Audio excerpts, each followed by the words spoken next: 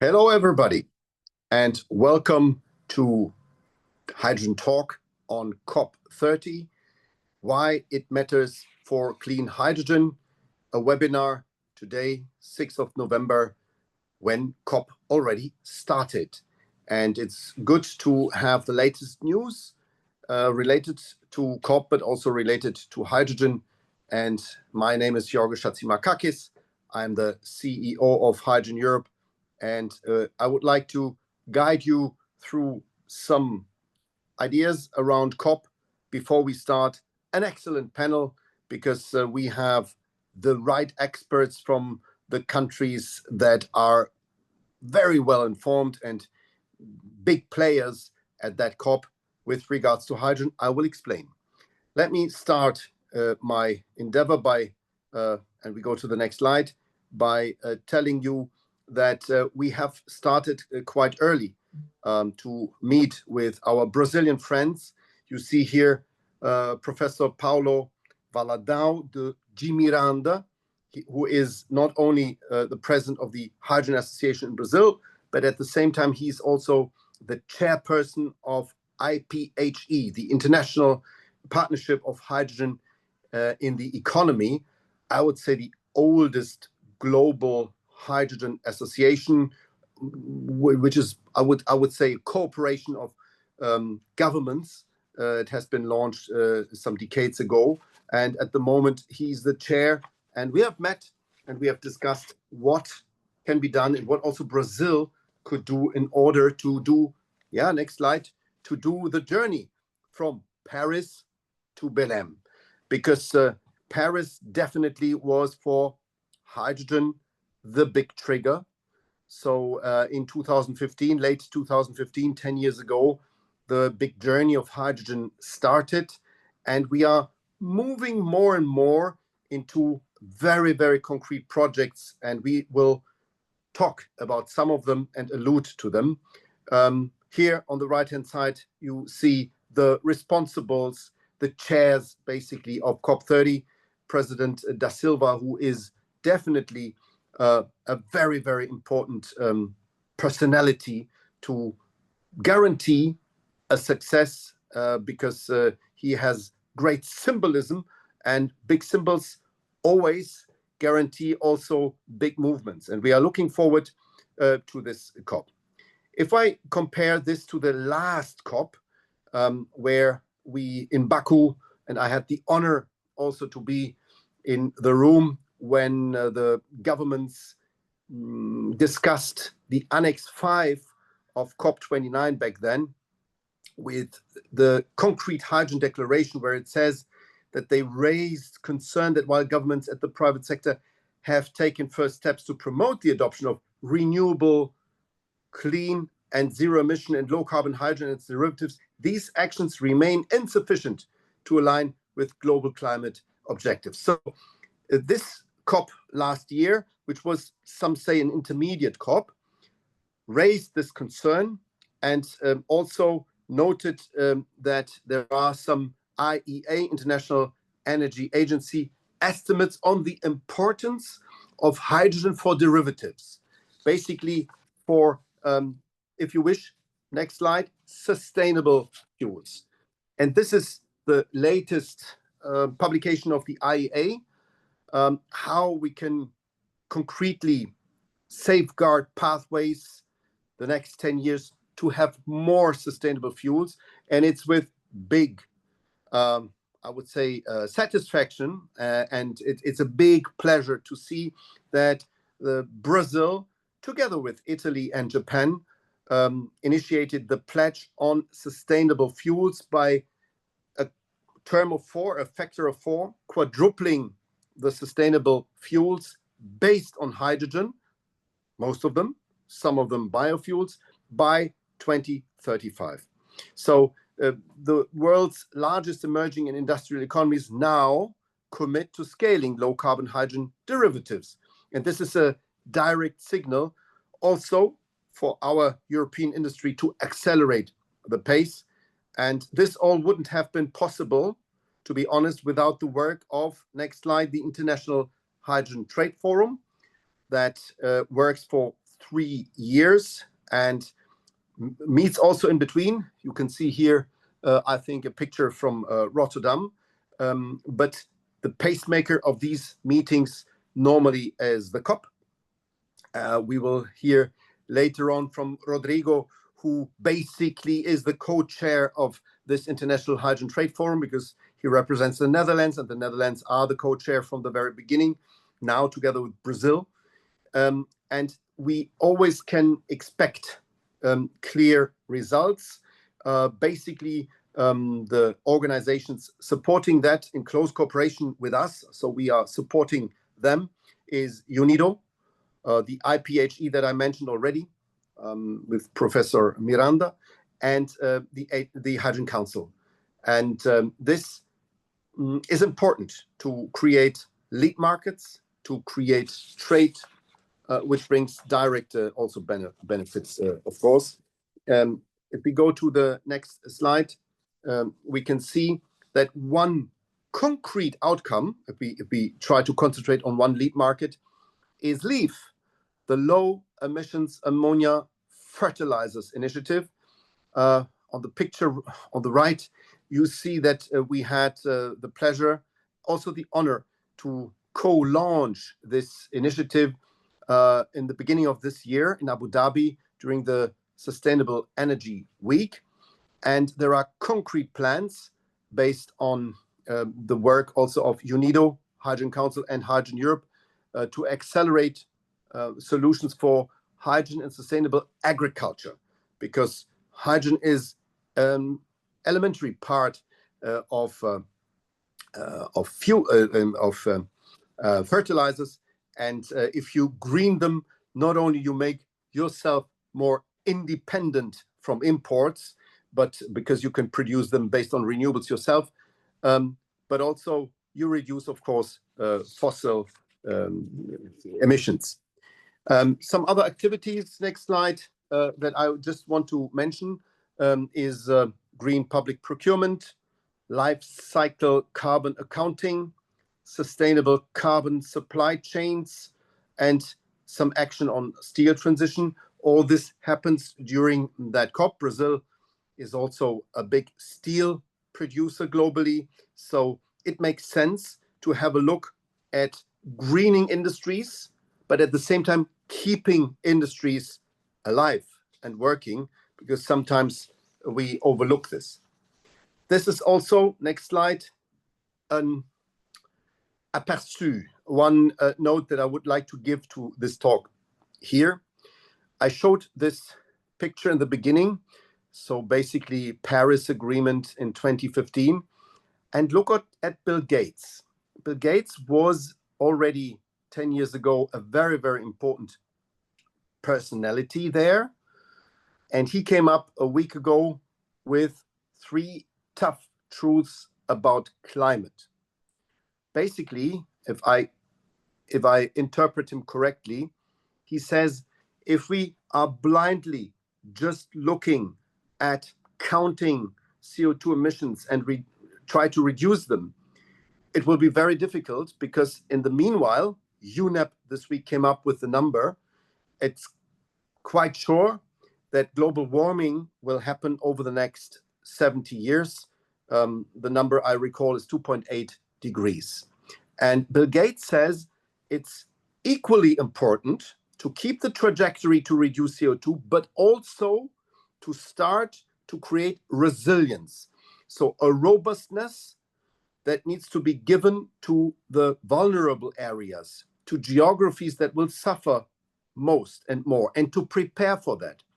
And I think this is quite pragmatic, and this is also a realist approach that should not be just ignored. Bill Gates played a role 10 years ago, so why shouldn't we look at what he says now? And I did so, and I have to say, in this resilience imperative, and he calls it rethinking the climate purism, from symbolism to real strategy, so not just symbolically come up with targets, but to concretely do something, it's worth thinking about it. The European ministers this week, and only yesterday, came up with a compromise and many of you are aware that this for some people, symbolic target, which is not symbolic, it's really real, to reduce emissions until 2040 by 90%, 90% compared to 1990, has been somehow turned more flexible to a 85 plus 5. So we need to reduce by 85%, and we have 5% that can be attributed to crediting in other countries. So the Netherlands could make projects or account projects in Brazil for the Dutch economy and for the Dutch targets. And I can say at this stage already that this is good if it is transparent and does not open any door to greenwashing. So if we manage to have a clear certification, that's the job of IPHE. And they came up with concrete examples. I mentioned the IPHE already. And if we have also the tools to monitor this concretely, then we will achieve to use this flexibility to reduce even faster the CO2 emissions. And that's why we are welcoming this. I think there's one last slide that shows the key partners in our engagement and events. Next slide. No.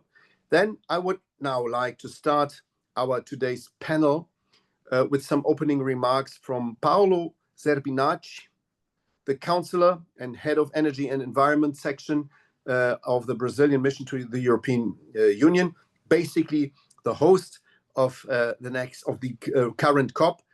Paolo, we are very honored to have you here as a keynote speaker, and you have the floor.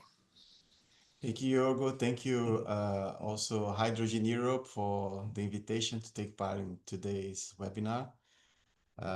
With the Leaders Summit of COP begins today, I would like to share the main priorities of the Brazilian presidency and offer a few remarks on hydrogen and its role in the global climate agenda.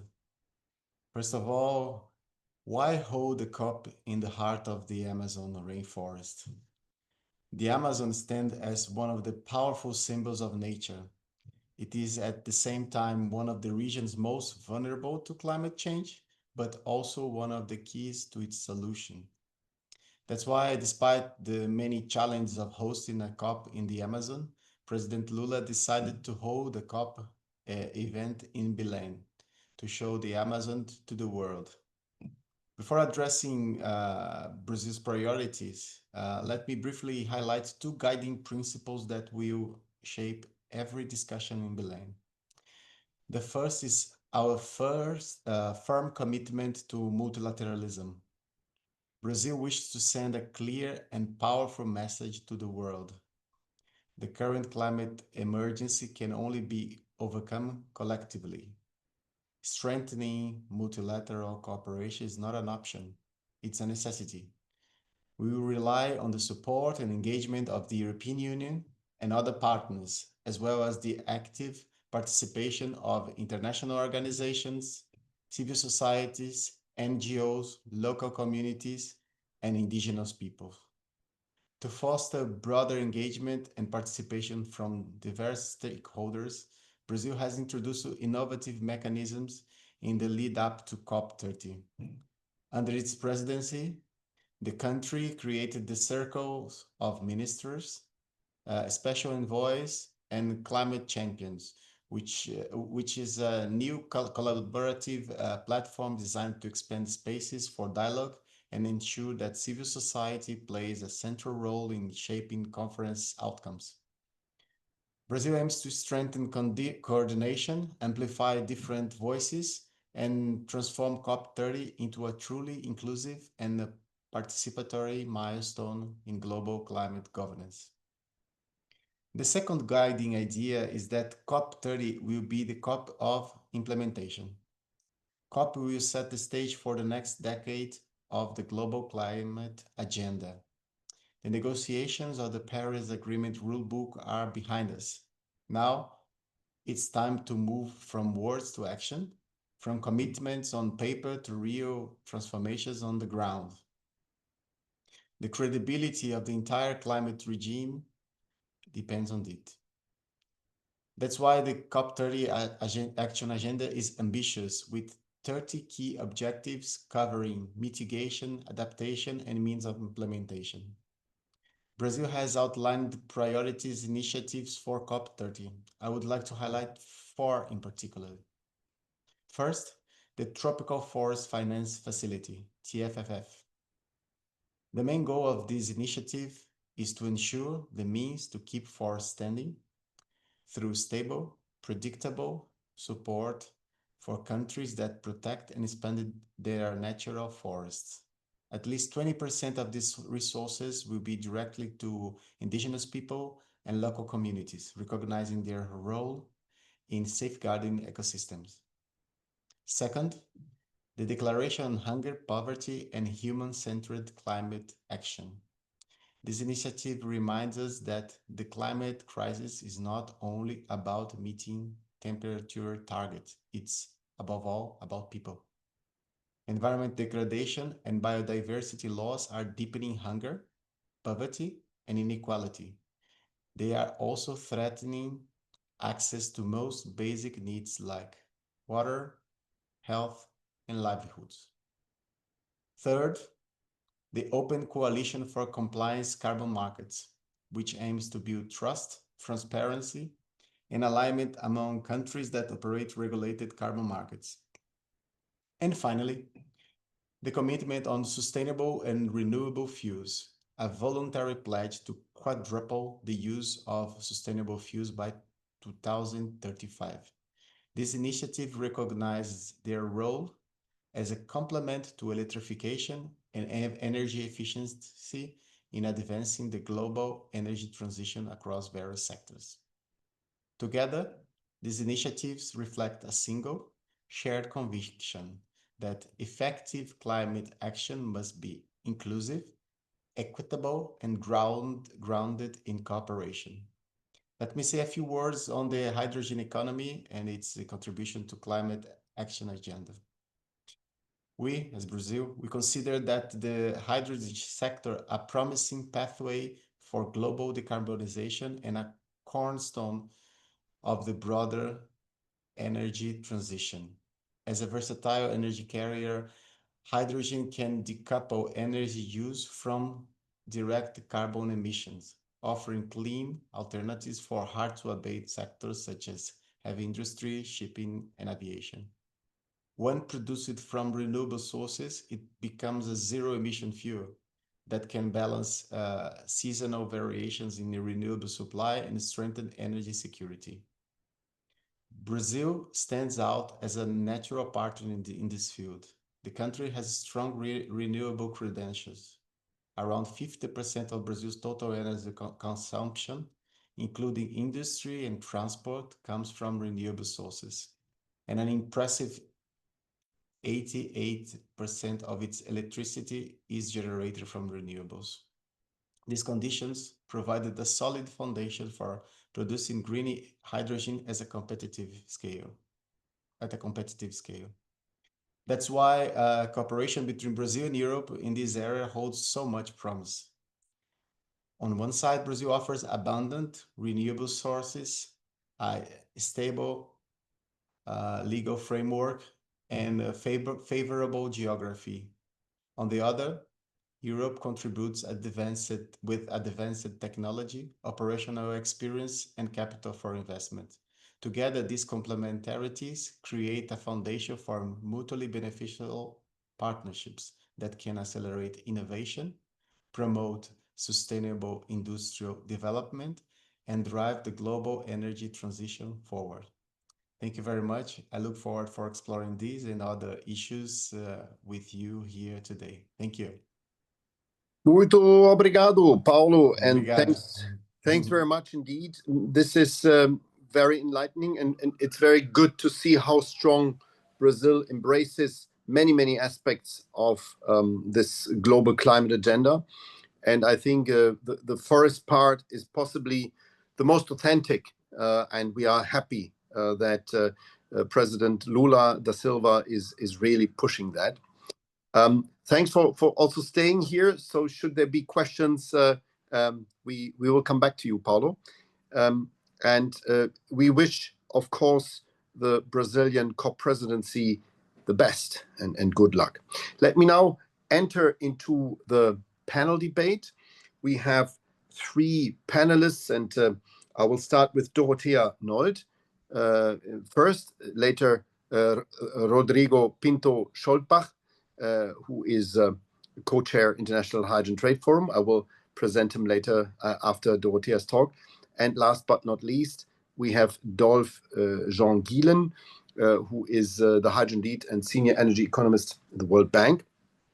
And if everything runs well, we will also later on see Christian Vouduk, the CTO of Smart Energy, who will be slightly later.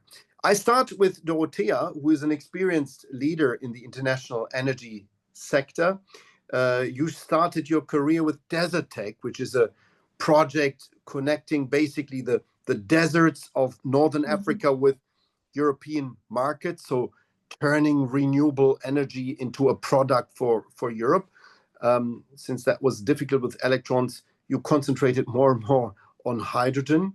You advised the German government, the German parliament, and in 2022 you joined HIF, basically a company that has a lot to do with Chile and Southern America, and with e-fuels, very concretely with e-fuels. And I would like to start our first basically round about how to meet the global targets with clean hydrogen or the derivatives, and how to motivate and mobilize climate finance in that respect. Your experience covers Europe, Latin America, Middle East, and you started with Africa, 3 regions that are all central to the global hydrogen deployment. How can your company contribute to decarbonize these economies? And what are the main challenges you are confronted with? Dorothea, it's a pleasure to have you here.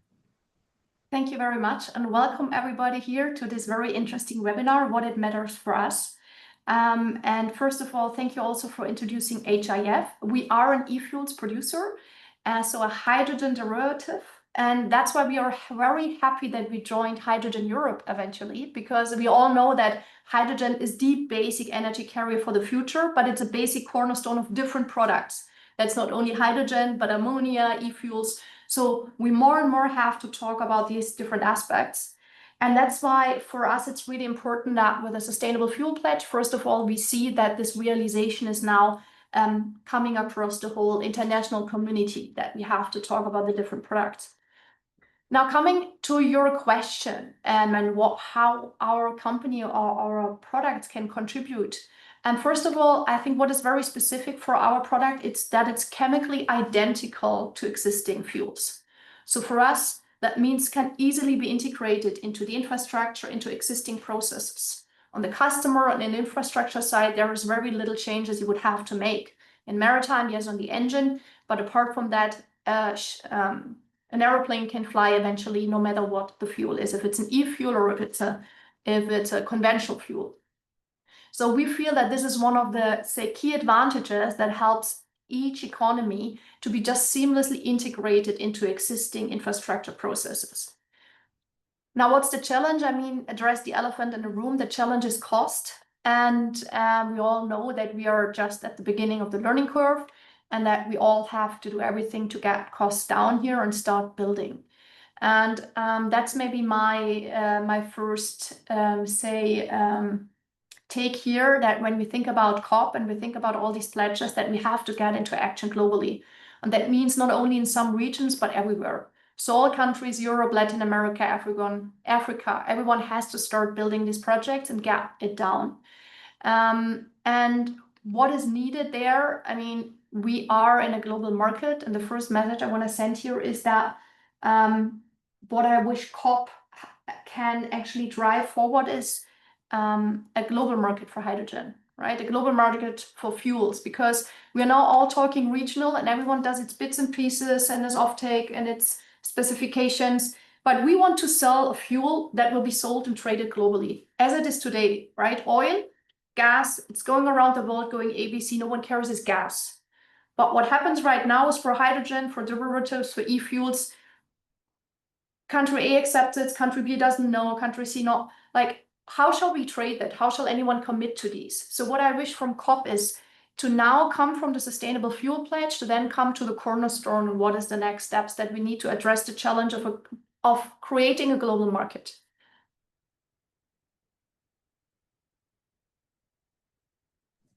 Excellent. That's a very good intro. So a clear perspective, what you expect from COP. And during COP, it's mainly the International Hydrogen Trade Forum, because you issued a concrete trade, how to create the trade that is doing that, co-chaired by our next speaker. And that's Rodrigo Pinto Scholtbach, is I think the correct Dutch way to pronounce it. Rodrigo is not only looking at the international dimension, he also represents, of course, the Netherlands. And that's why my first question, before we then later on go to the international sphere and to groundbreaking or breaking news that you that you have, I would like to ask you, how much does the Netherlands rely on clean hydrogen? It's one of the leading hydrogen countries, but how much do you rely on hydrogen to achieve your 2030 and later on 2040, since yesterday we know 2040 targets, climate targets and beyond? What are the achievements that other countries, NDCs, the nationally determined contributions, get inspiration from? And I know you had elections quite recently.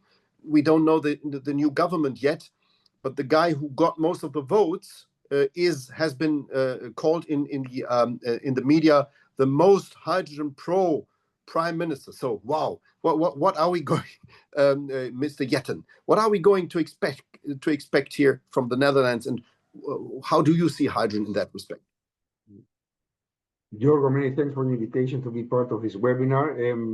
The first question is difficult to answer. You know, hydrogen is playing a very important role in the Dutch economy. We have a very strong chemical sector, fertilizer producers. That means that hydrogen has been a crucial part of our energy mix. You know, the history of the country, we have been producing a lot of gas. Many countries are making use of gas, and they have to replace the volumes in a very, very short time. The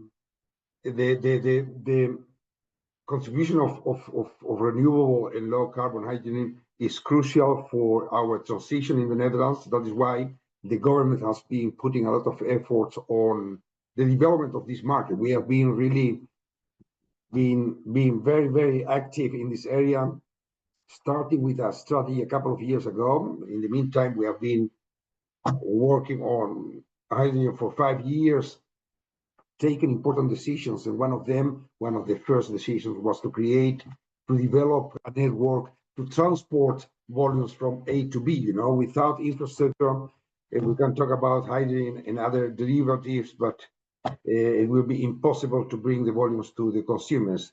We have been putting a lot of money on the table for the support of the electrolyzer capacity. Big supportive mechanisms. We are now elaborating also, together with our German colleagues, a tender for H2 Global to purchase volumes in third countries. We have been transposing the regulation from Brussels, from the European Union on RED III into obligations for the industry. Jorgo, obligations of 4%, but you know, forcing also some sectors to move from gray hydrogen to other sustainable fuels. We also introduced a blending obligation. That means that we have been working on all the parts of the value chain internally, but also internationally. We have been focusing on corridors, working together with many countries in the Middle East, in Africa, Latin America, the future producer, exporter of hydrogen, and important players in this new international market. Dorothea mentioned the need to develop an international market. That is also the target the aim of the International Hydrogen Trade Forum we started 3 years ago to facilitate the dialogue between exporting countries and importing countries at the highest levels that we have, at the level of ministers, but also at the level of the big companies worldwide that will play a crucial role in this new market. We have been elaborating a couple of elements and activities, one of them focusing on certification.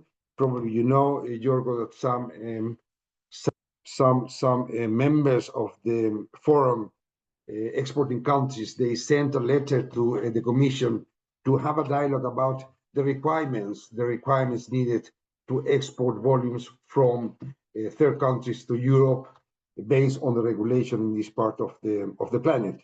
Important activities, and one of the activities that we will launch in Belém will be a declaration on demand creation.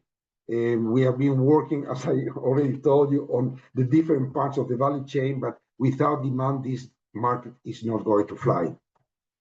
And that is, I think, the recognition not only among European countries, but also among future exporting countries. And that is why this declaration will be supported by Brazil. We have been working very, very closely with Brazil as co-chair of the forum.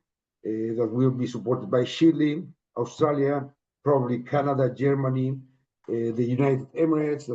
That means that we have a very strong coalition of countries that are already introducing demand creation measures and instruments to, let's say, ramp up this new market.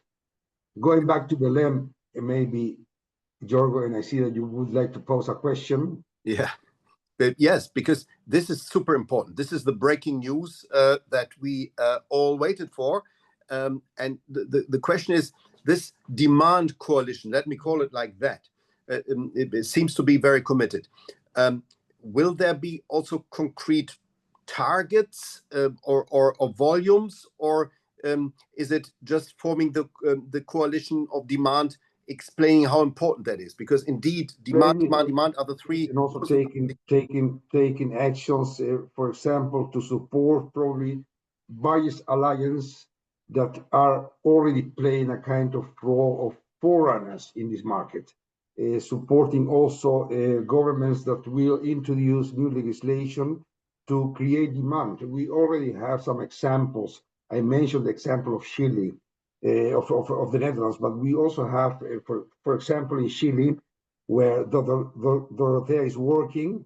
In Chile, they launched or presented a new legislation to the parliament a couple of months ago to mobilize the national domestic demand. You know, without domestic demand, some countries won't be able to create this new industry, and they need both kind of demand, the demand from the internal market, but also from important demand centers such as Europe, Japan, South Korea. That means that this new coalition is going to work on concrete jointly activities, trying to promote the need to introduce new instruments and measures and probably mechanisms to support the demand side.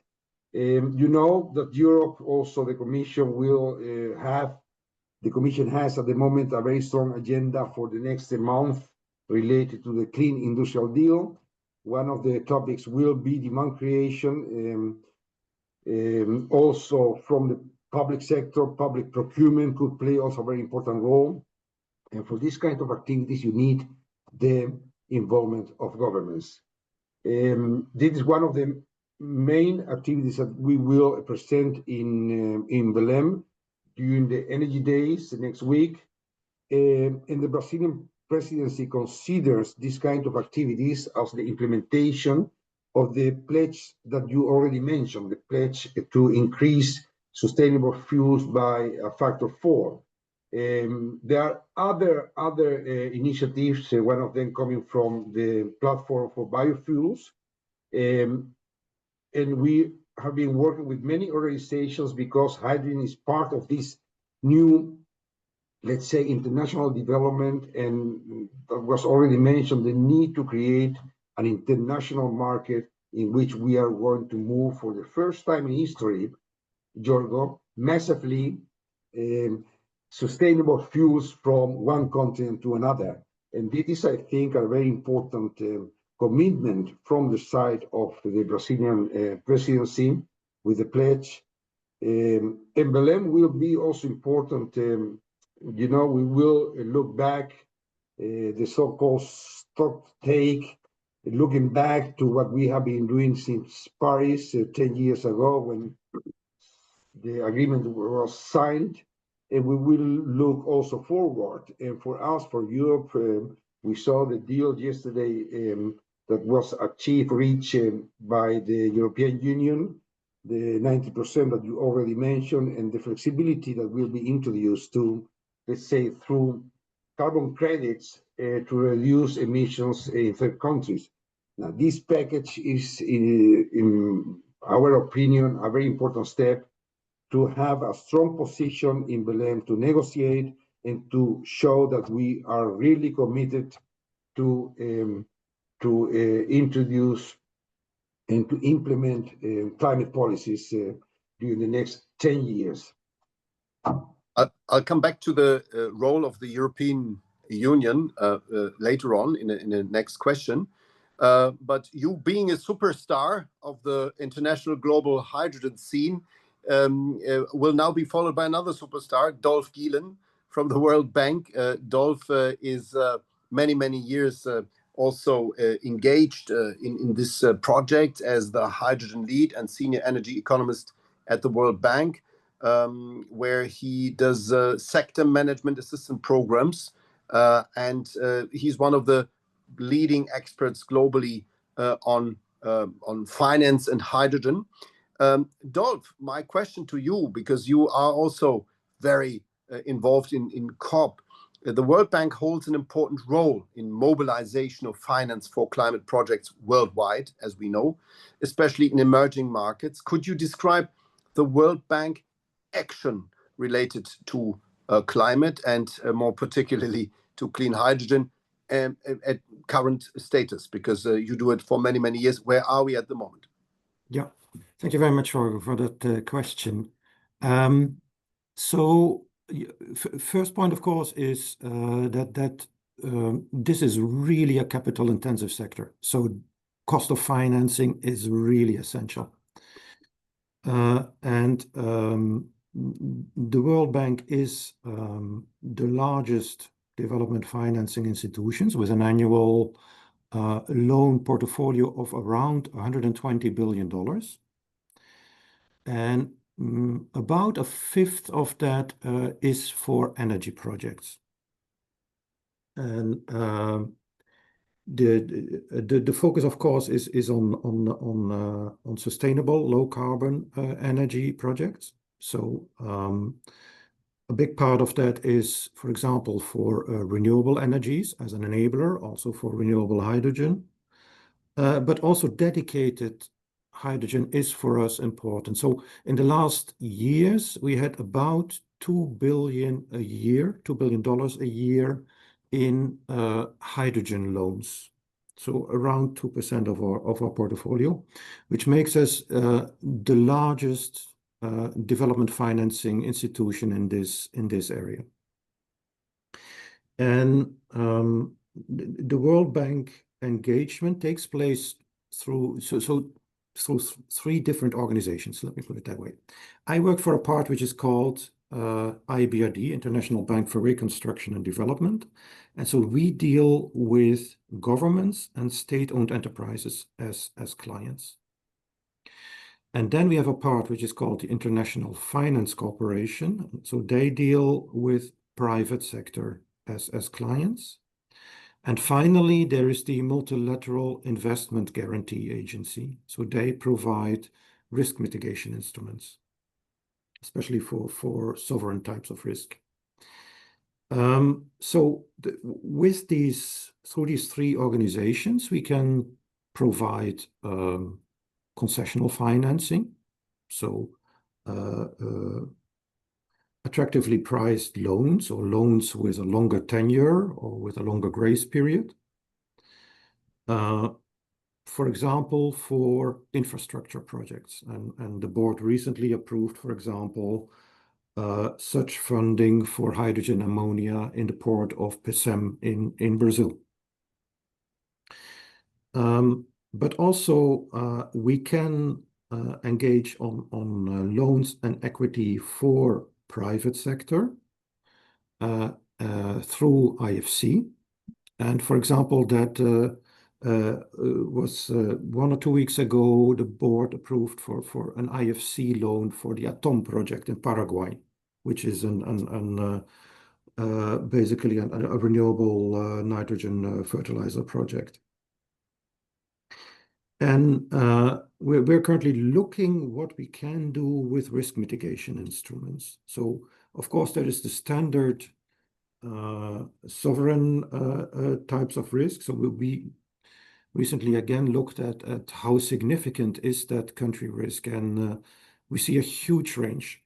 Yeah, it's from 300 basis points, 3% to 1,700 basis points, so 17%. So it can make or break the viability of these projects. And if you can provide a risk mitigation instrument that is attractively priced, you can reduce that country risk very significantly, and through that make the projects economically viable. So that is the financing side of things. And apart from that, we also, of course, provide a lot of technical assistance. So studies, feasibility studies, economic studies about the policy framework, etc. And we see a need to bring financing together from different institutions, different development financing institutions. For that, we set up the 10 Gigawatt Lighthouse Initiative, where we have currently 15 of the leading development financing institutions, and we see how we can combine our financing means and financing instruments to get these projects to final investment decision. So let me stop there. Very interesting. So we talked about finance. Can we in a next round talk about bankability? Because there is a risk. You talked about this immense risk. But in order to make projects bankable, we need to have some preconditions. Let us first hear from Dorothea, and then I come back to you before I go to Rodrigo, how this can be done. So Dorothea, this COP30 is about also this NDC 3.0, the National Climate and Energy Plans to be decarbonized by 2030. What measures should NDCs include to make hydrogen projects bankable? Namely in the emerging countries, in developing countries. We heard a lot about Chile that you know very well, and also Dolph alluded to, and also Rodrigo alluded to.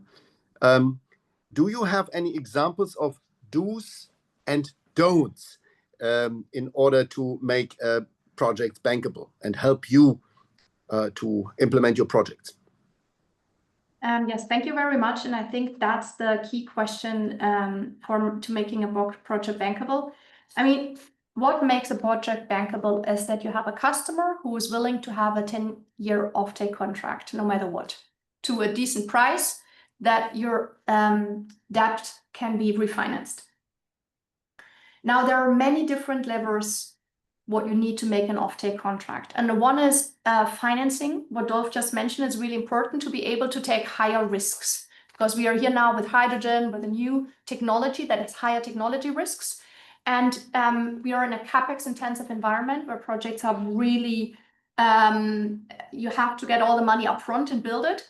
So cheap financing that is able to take higher risk is a starting point. That's really good. But then along the way, you have very many different levers where actually the international and regulatory, say, environment is really important, and where COP can also make an impetus. So the first one is that once you invest in a fuel project, it's actually accepted as green globally. And that means where your customer is, but we know as well, mostly a customer wants to resell it as well. I mean, fuels is a trading market. So You need to have security that your product for 15 years is a green product and you can sell the CO2 reduction.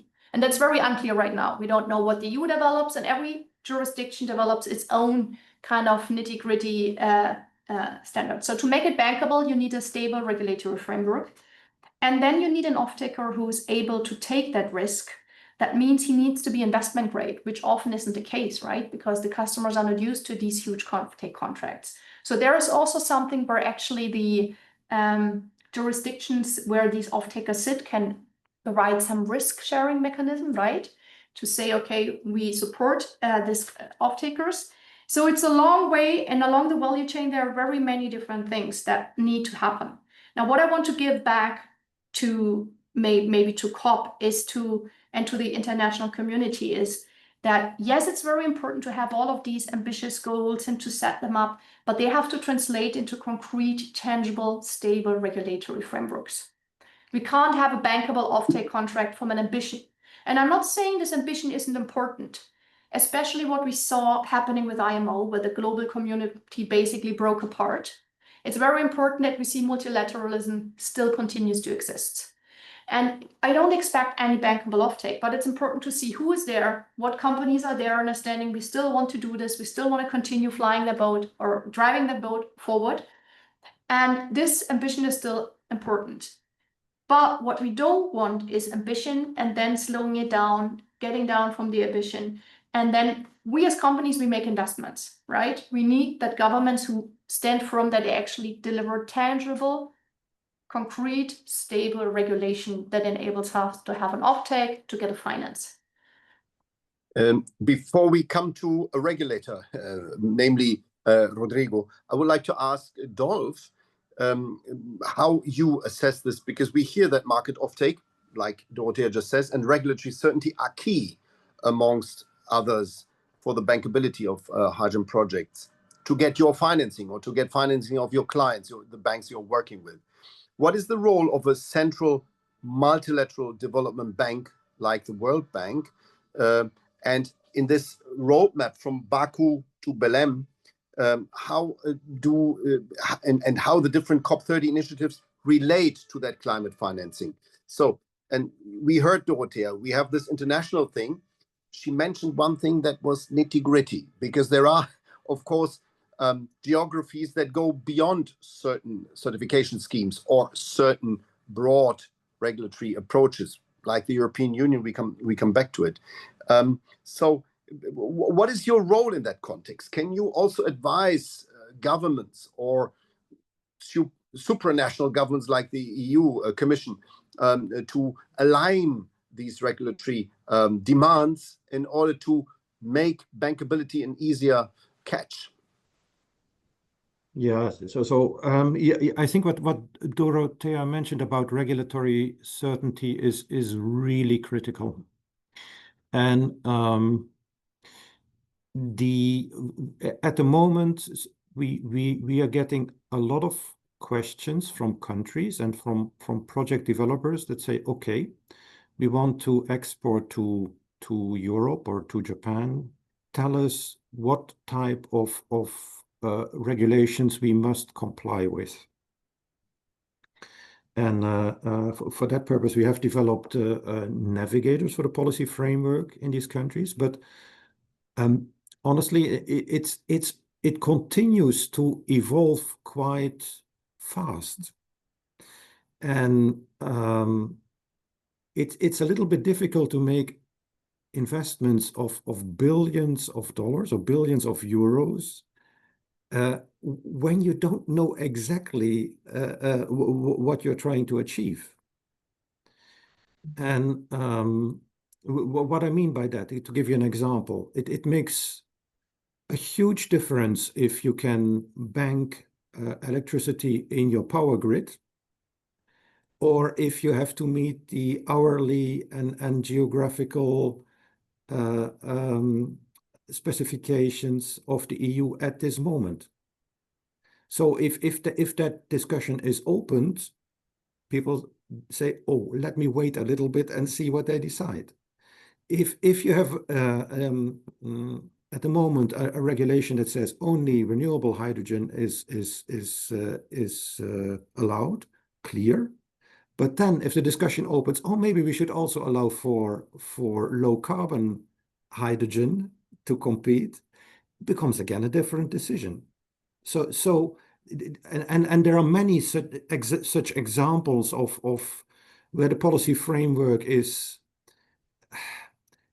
still evolving, I would say. And that is really an issue. I see the point. We also see, and I would like to involve Rodrigo, who knows one of the governments of these EU countries very well, and also basically it was a Dutch commissioner, first of all, who was responsible for climate and still is. So the successor, Wopke Hoekstra, successor from Frans Timmermans, Wopke Hoekstra is also responsible for climate. So I think in the Netherlands you have a look at it. But is it really true? So is the EU still the leading voice? Because the EU comes as a block to COP. And is it still a leading voice? Yes, we had a last moment compromise on this 90% issue. But many eyes are turned to the EU still, possibly a little bit more now, as the US is not present anymore as one of the drivers. China is, by the way. China has become one of the leading voices there, maybe not loud, but very efficient. Is the EU right on track? What Dov just described is this in and out and late in regulation and not clear why we are doing that, changing basically the rules during the game, or even having very stringent rules from the very beginning that are difficult to cope with by others. How would you assess the European situation and the role of Europe, and what are the Dutch expectations towards COP30? Given this, I mean, Netherlands is part, but you are in this European train, and Wopke definitely is one of the chief negotiators there in Belém. What are your expectations vis-a-vis the Europeans? What do the others tell you when it comes to this request that Dorothea just made? I say it again, the nitty-gritty things that make bankability very difficult.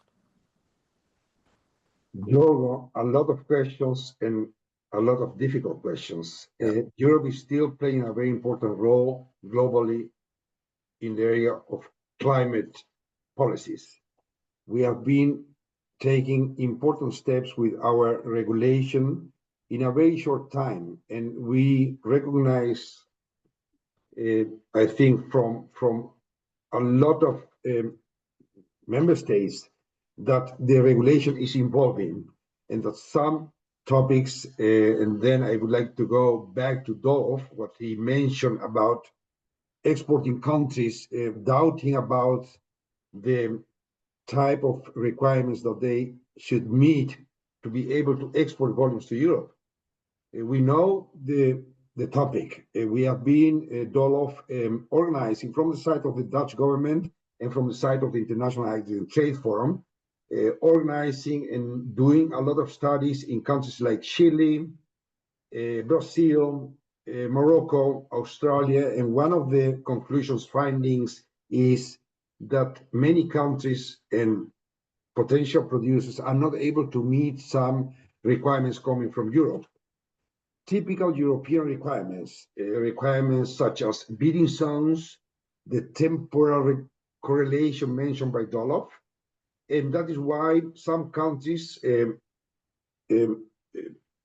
based on a leading role of Brazil, they sent a letter to the Commission to start a dialogue about the need of guidelines concerning the question how to meet these requirements, because they are really willing to produce also for the international market, and they need also international market. And the question, Jorgo, if we are important, we are one of the main demand centers worldwide. You know, that means that we play an important role in the area of hydrogen. We have been the front runners for a couple of years, introducing regulation, but also taking important decisions to support, let's say, the development of infrastructure. And we also see the development in China. They are moving very fast. Also in Japan, they have a lot of financial means to support low carbon hydrogen. They will be also depending on imports. But I think that it is not really right to talk about only one continent. We are trying to create a new market.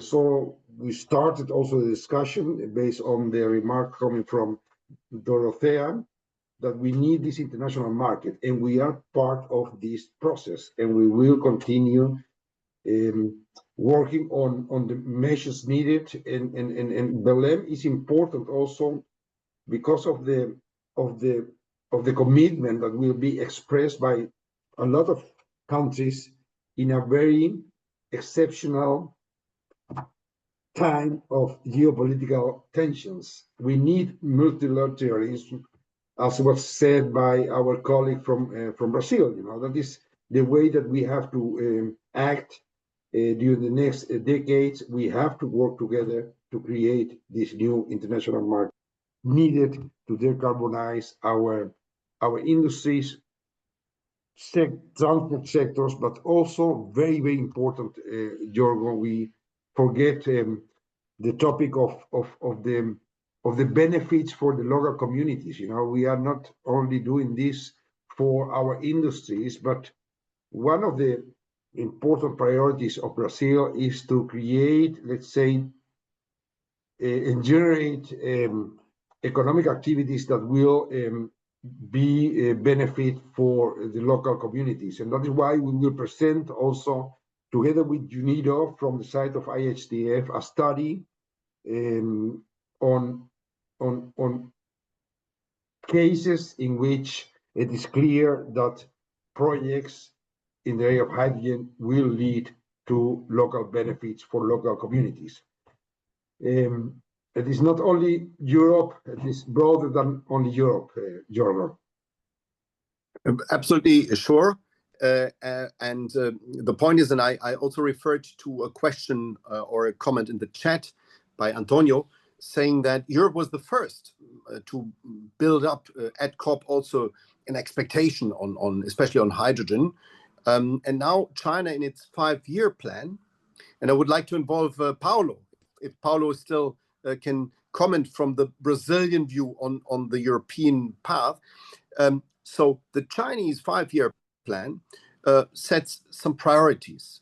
And it's interesting to see that hydrogen is much more important in China in their 5-year agenda than it is perceived. It's not true, but it's perceived in the European agenda. I think this is what we might need to rectify as Europeans to show it is still very, very high on the agenda and we can adapt it. But I would like to invite Paulo to comment on his view on how do you see Europe's role from your Brazilian perspective, knowing the Europeans very well because you sit here in Brussels basically and you observe what they're doing out of the Brazilian basically corner.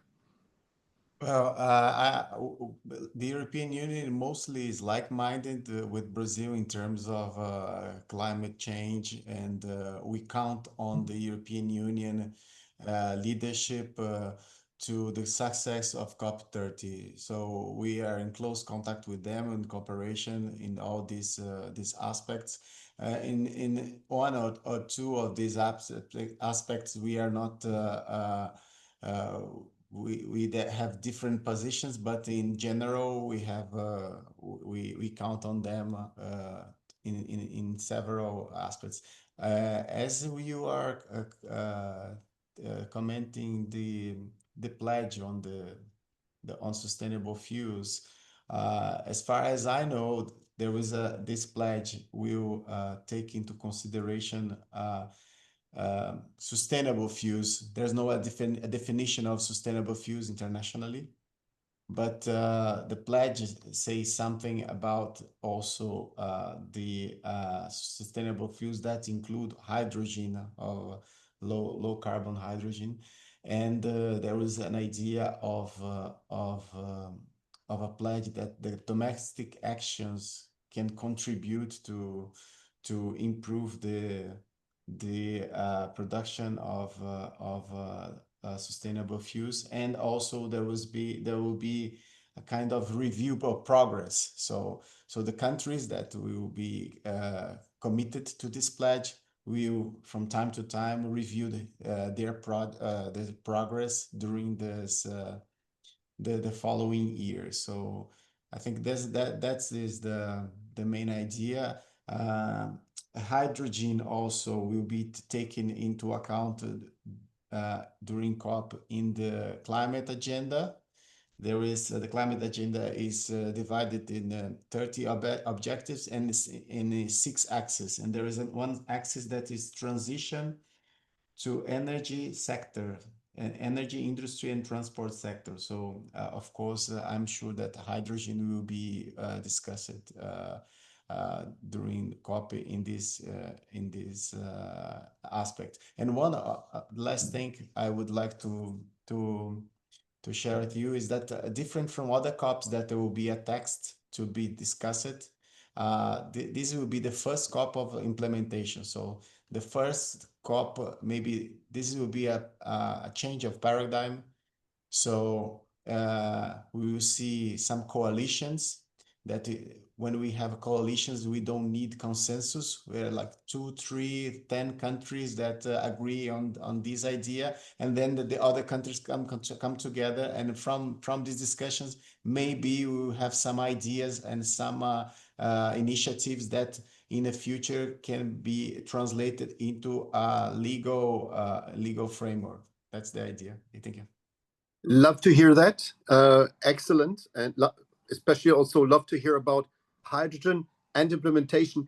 Before I invite Christian, who now joined, Rodrigo, can I ask you one thing? Because Paulo just mentioned that hydrogen will be mentioned, and you have breaking news here. I think you know where and when hydrogen will play a role, correct? So you told me that hydrogen is one of the basic elements for sustainable fuels and will be mentioned explicitly.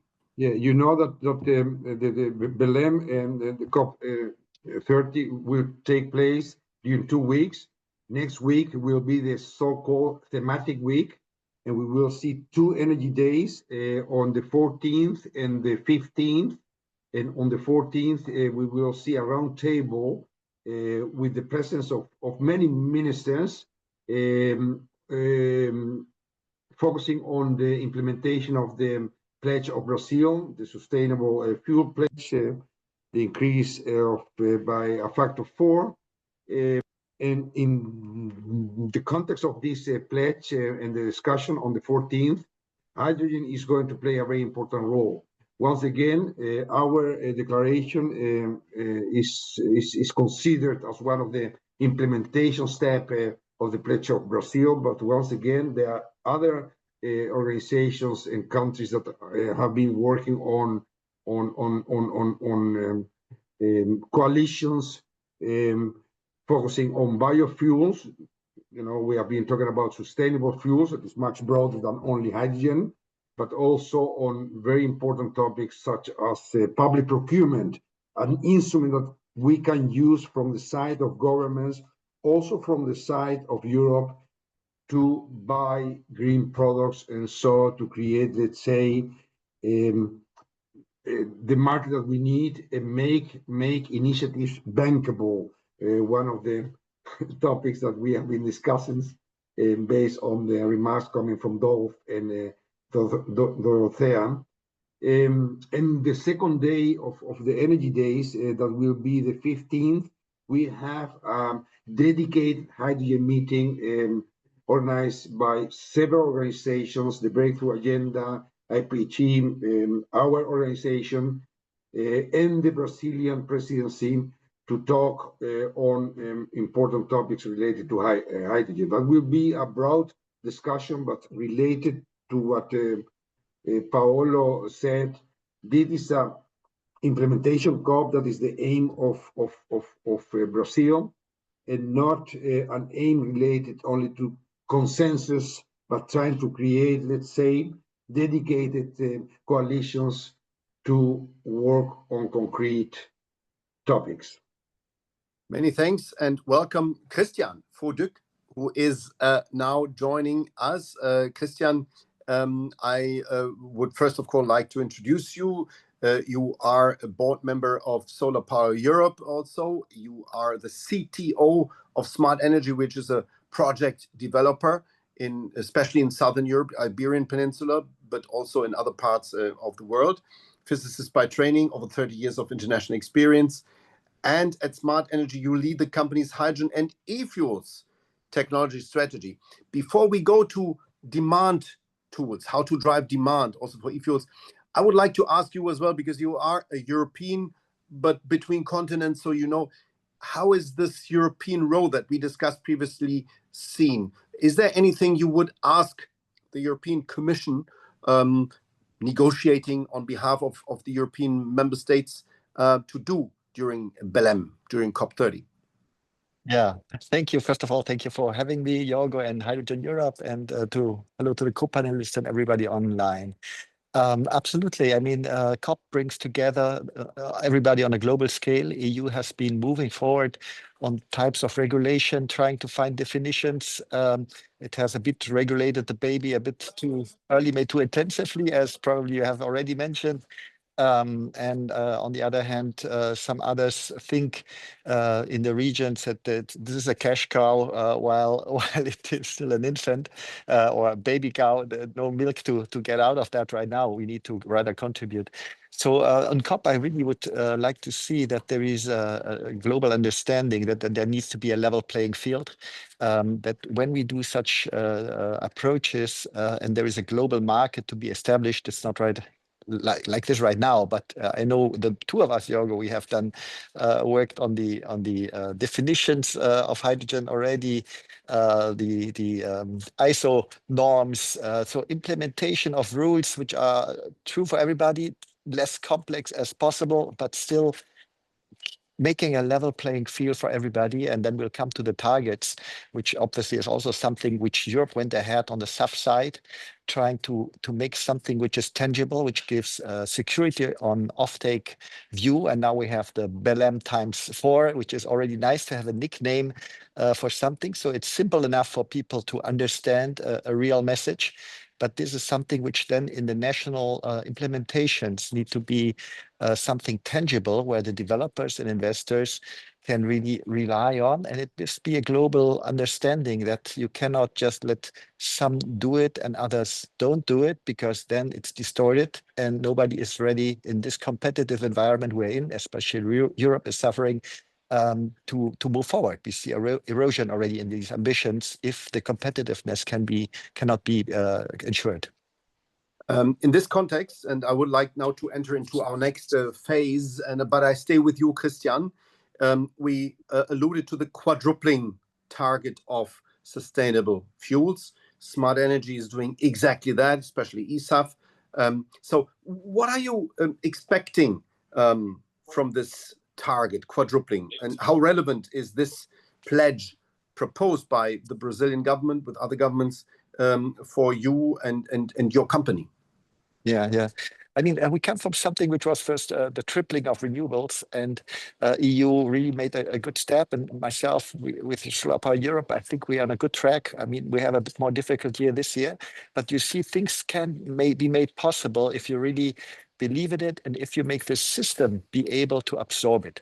We realized that renewables came to a level where it becomes system relevant, and then you need suddenly play other rules, other games. Flexibility comes in, where you need to understand that it's not just adding capacity, it's just making the system work. Now we have quadrupling on the other hand, which is also not just an evolution, it's really a revolution, changing things. We have an advantage because many of these transitions now are but drop-in capable. Meaning with that, we can really start projects and introduce additional fuels step by step with the right policies and support. And so my expectation really, this quadrupling by 2035 is something which needs to be figured out over the globe, how to do it. I understand not every country has to contribute the same. So a real battle plan should be enabled. And we know also the responsibility topic of some of the countries in terms of history, in terms of usage. So I think this fair approach that some can take more burden, some less, but the ×4 target can be enabled with a plan which can be trusted and can be believed is, I think, essential for this COP. I will ask the same question to Dorothea now, but paired with one comment here in our chat. There's a question to you, Dorothea, and this is concretely as HIF is closely working with Chile. The question is when really the local community will receive hydrogen for their use in real life. So that possibly is a question about Chile as such. Maybe you can answer both questions, pledge, quadrupling, and Chile. Yeah, thank you so much. Well, I'd say, first of all, on Chile, we have to say Chile is and was really committed to getting the hydrogen economy work. And we are also in very close discussions to have local offtake. So I think they have understood very well it's not a one-sided story to just export. At the same time, once we started in Chile to develop in the south, there was a real run on the country. And you have to see there were many projects, ammonia projects, and the local community was just a bit overwhelmed, I'd say, by all the different permitting experiences. And then they took a step back and said, look, let's what's our strategy? It's not one project. What is it? How we want to develop that? And there they have made a step backward, but now they're moving forward again with a clear strategy. So I'm very confident that in the very few time we will receive all the necessary permits. We need to continue. But then we come back to the topic that we need an offtake, and Chile will not be, so we are planning large-scale offtakes around 150 to 200 kilotons per year of e-methanol, and Chile will not take that all. So it will depend on a, say, two-sided story, some part international, some part local offtake. And I guess, I'd say once we have the international market a bit further developed, then we will see also green hydrogen from Chile in Chile. Now, when it comes to the global pledge, I mean, again, I'd say I'm very happy to see these pledges continue, apart from some disadvantages or some experiences that we have seen at IMO that were not so positive. But I have to stress again that I feel everyone is talking so much about Europe, and I think we should redirect actually the discussion at global markets, because not everyone will be able to sell to Europe. Europe is the first market and it showed how it can work, but it doesn't mean that this is now a winner takes it all and all companies say, oh, great, I'll develop my industry and I just sell it all to Europe. This has to be amplified by other markets that are going to be developed. It has to be a level playing field, as Christian said, where everyone joins the additional costs of climate. And I say, yes, it has to be some first to have more money, but still this is not going to work. We see our projects globally, we see all other projects globally. So what I really appreciate at COP is that they stand firm, say we want to continue, that they all acknowledge we need to have more demand. And I feel that this is only going to work at international level if we stop focusing on Europe, because Europe is having their own discussion, right? But stop focusing on what gets the market going. And that's building, having a local market, looking at China. And I'm not questioning if hydrogen and sustainable fuels will come at all. I'm just questioning the discussion we're having here in Europe. Is it based on European technology or not? And that's the discussion we should have with our production criteria. So that were different bits and pieces that I just wanted to add to this discussion. So that means level playing field is important. The global market needs to develop. If it stays the European market, the market uptake is not going to happen. Not everyone is going to sell there. And I want to see out of this pledge and out of this quadrupling, I want to see tangible policies in other jurisdictions than only Europe. It's very interesting what you say, and it corresponds to what Antonio Vulpio in the chat writes. I will read it out because it's interesting as a comment and as a question.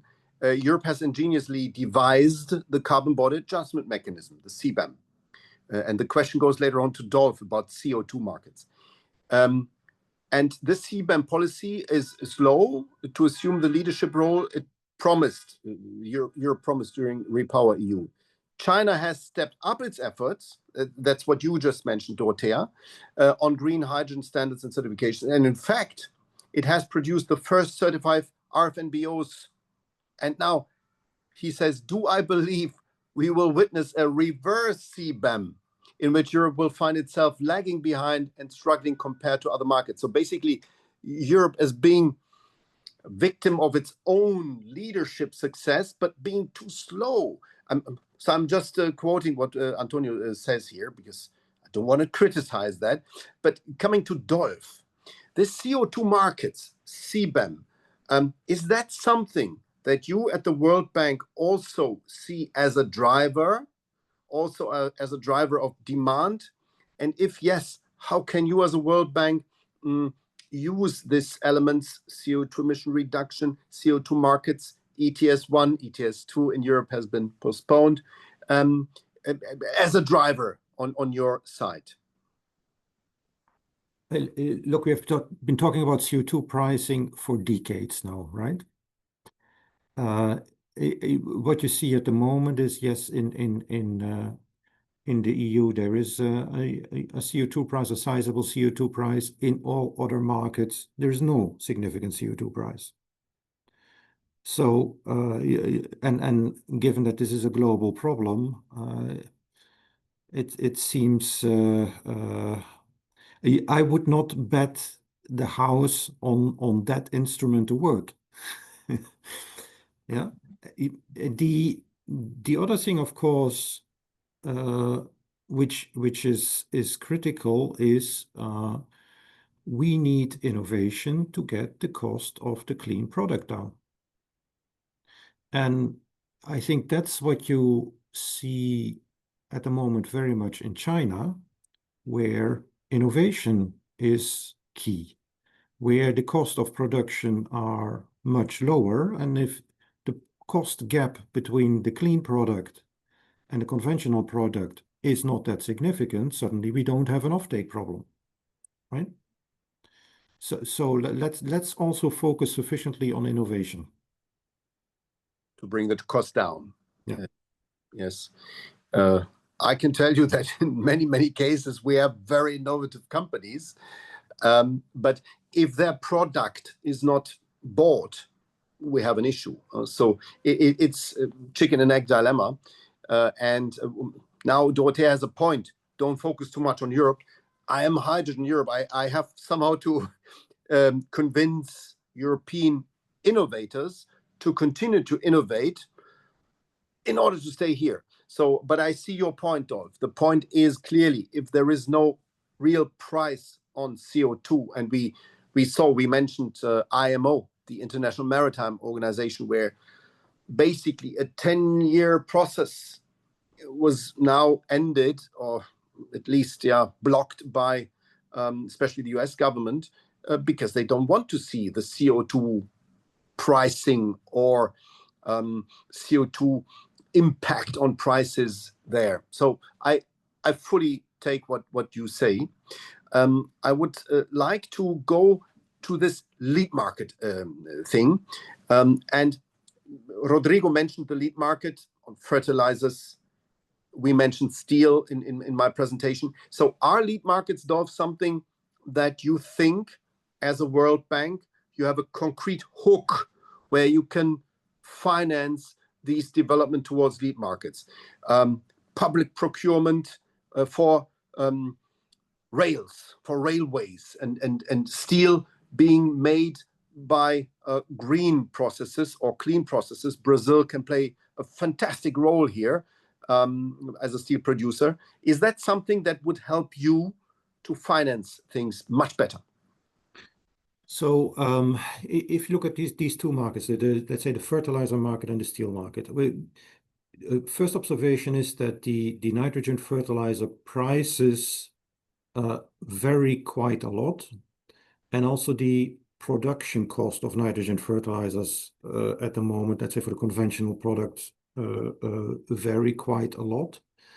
And economics is one aspect, but supply security is another aspect. So if you have countries like India or Brazil that import most of their fertilizers, what has happened in the last couple of years has led a bit to a rethink in these countries on maybe we also need to have our own production capacity.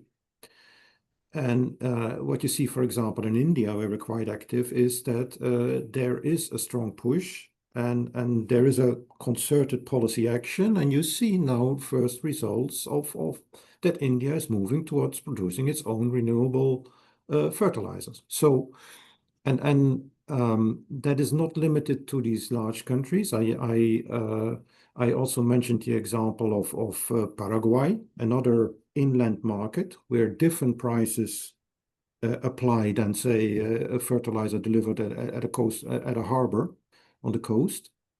We see similar situations in parts of Africa. So in all these places, we are currently discussing how to get these projects done. Now, on steel, it's a little bit same situation. So we see. I was last month in Namibia and visited the High Iron project.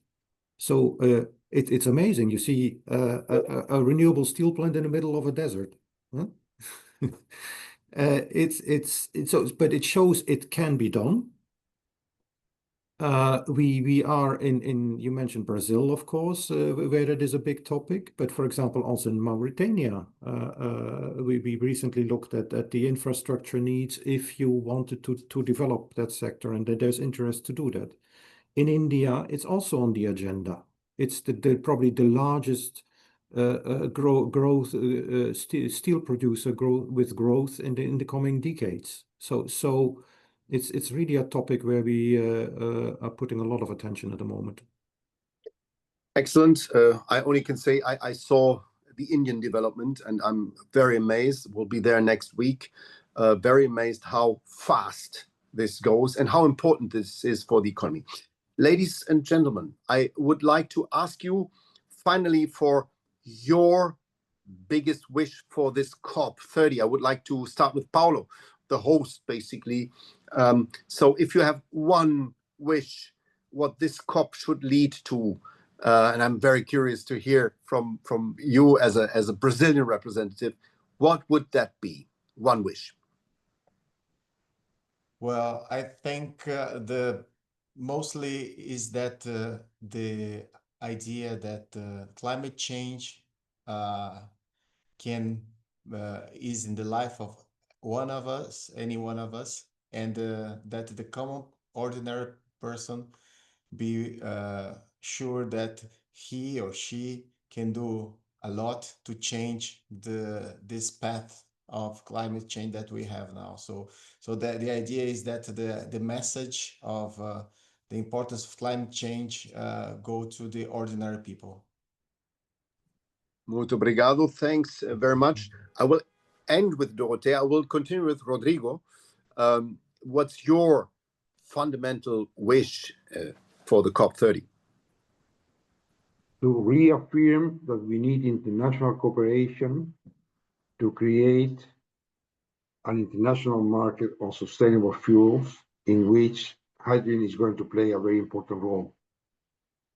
And the commitment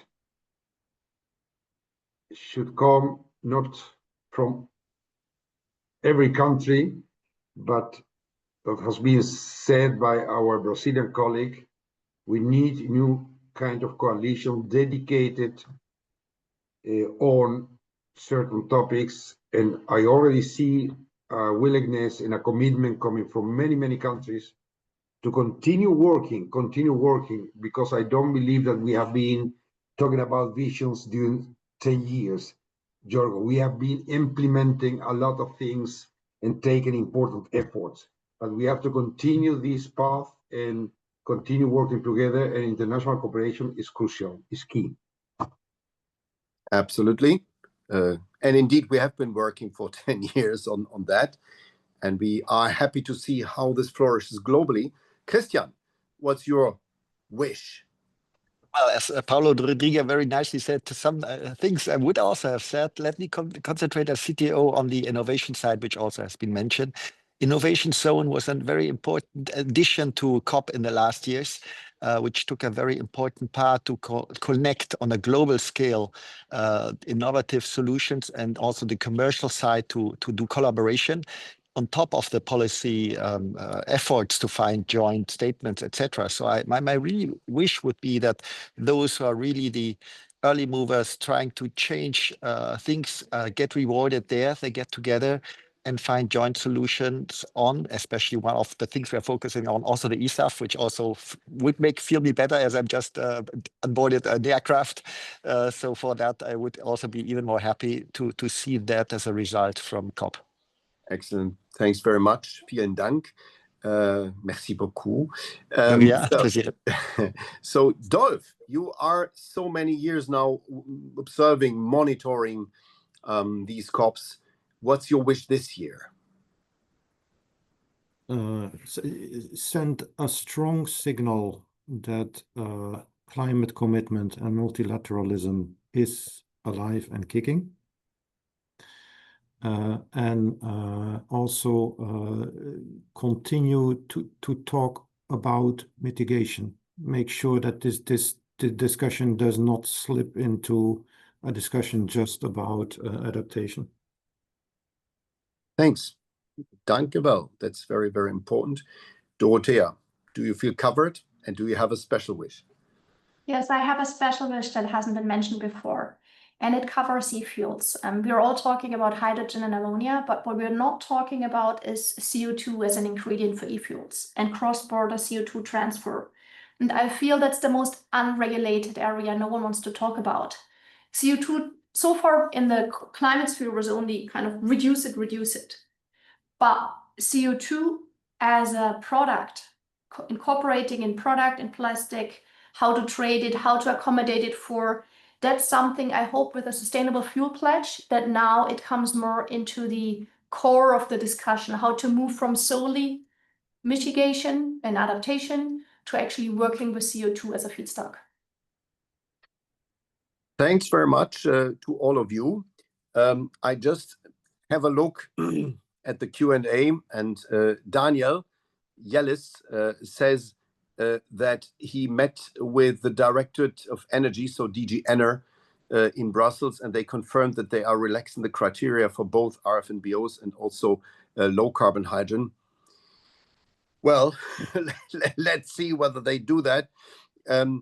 Happy to see that hydrogen will be shipped to Europe. I take what Dorothea said very seriously. We shouldn't look only into Europe. We should see this global dynamic. And this is good for the climate, good for the globe. Maybe not always as good for Europe, because we lose competitiveness if we are not basically somehow in the center of this development, because we will be a demand center. Rodrigo said it clearly, and like Japan, but like China, but we need also to stay a demand center. So this is why I really, really appreciated all of your comments, all of your contributions.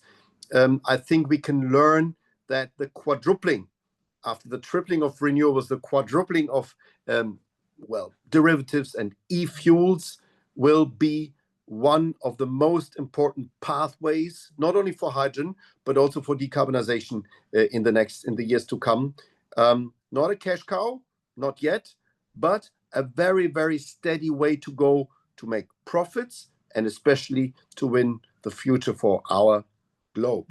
Let me just inform you that the next H2 talk, the upcoming H2 talk, will be on 19th of November, and it will be on the topic of powering hydrogen, easing access to electricity. This is also something that in many, many places on the earth plays a role. If you have tripling of renewables, you need somehow to manage this better, to avoid curtailment, to assess all the energy, and hydrogen can play an important role here. Hope to see you there, 19th of November, not very far away. And thanks to all of you for your contribution, also for the questions and comments in the chat. See you very soon. Let's have a successful COP. Bye-bye. Thank you. Bye-bye.